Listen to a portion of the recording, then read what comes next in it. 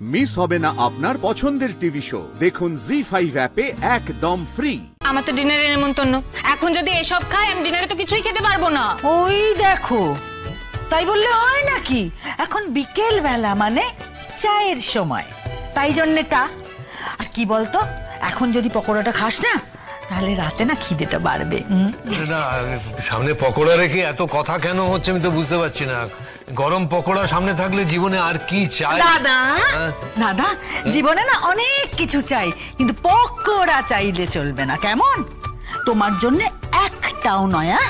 দেখেছিস কিরকম মিলিটারি শাসনে আমার দিন কাটে? একদিকে ছোট বোন, একদিকে কর্নেল ছেলে।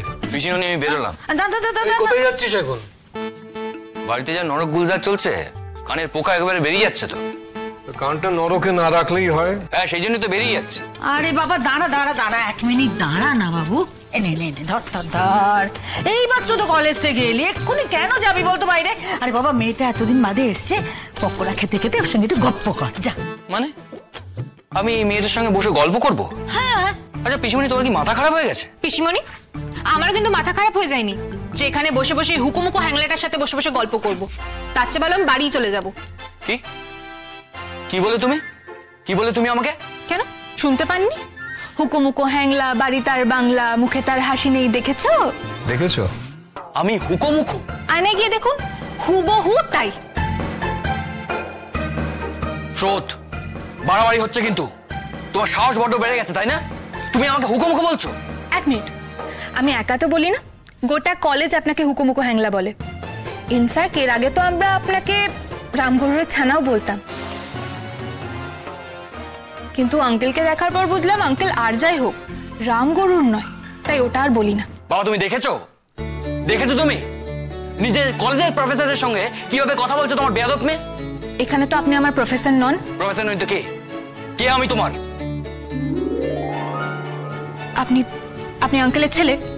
ব্যাস। ব্যাস? ব্যাস বললেই ব্যাস? হ্যাঁ ব্যাস। ভুল করেছি, ভুল করেছি তোমাকে এখানে নিয়ে এসে।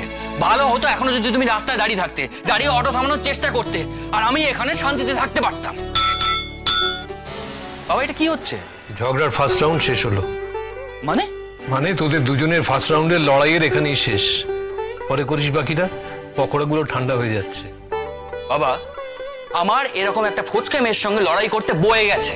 আঙ্কেল, আমি কিন্তু ঝগড়া শুরু করিনি, উনি কোথা থেকে উড়ে এসে জুড়ে বসে ঝগড়া শুরু করেছেন। বাহ, আমার বাড়িতে বসে আমাকে বলছে আমি উড়ে এসে জুড়ে বসেছি। আমি হাসবো না কাটবো এটাই তো বুঝতে পারছি না।